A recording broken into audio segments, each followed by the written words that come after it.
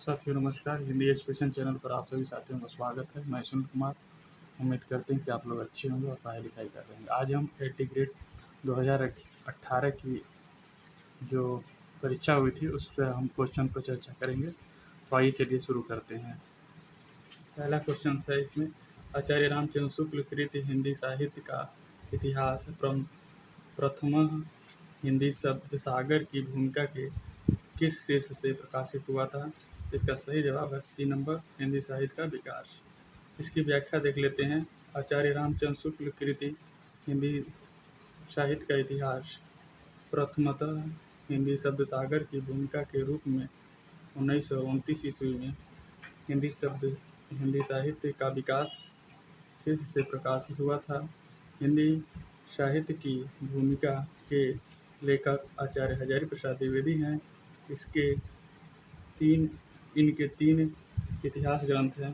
तो आचार्य हजारी प्रसाद जी के तीन इतिहास ग्रंथ हैं, जिसमें हिंदी साहित्य की भूमिका पहला है और तीसरा, इसमें तीन है। पहला और दूसरा है हिंदी साहित्य का उद्भव और विकास, और तीसरा है हिंदी साहित्य का आदिकाल। ये तीन इनकी हैं। आगे चलिए देखते हैं क्वेश्चन नंबर 2।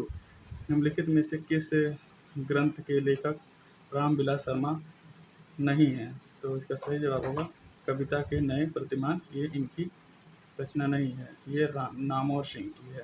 और बाकी ये रचनाएं भाषा और समाज, नई कविता और अस्तित्ववाद, भारत भारत में अंग्रेज राज्य और मार्क्सवाद, ये इनकी रामविलास शर्मा जी की है। व्याख्या देखते हैं।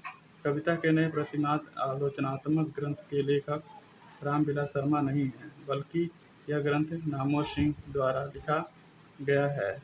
जबकि एक भाषा और समाज, नई कविता और अस्तित्ववाद, भारत में अंग्रेज राज्य और मार्क्सवाद आदि रचनाएं रामविलास शर्मा द्वारा लिखी है। ठीक है, आगे चलते हैं।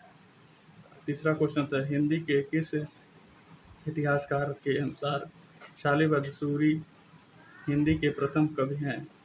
तो किसके अनुसार हैं? तो इसका सही जवाब होगा गणपत चंद्र गुप्त। ठीक है, इसकी भी व्याख्या देख लेते हैं।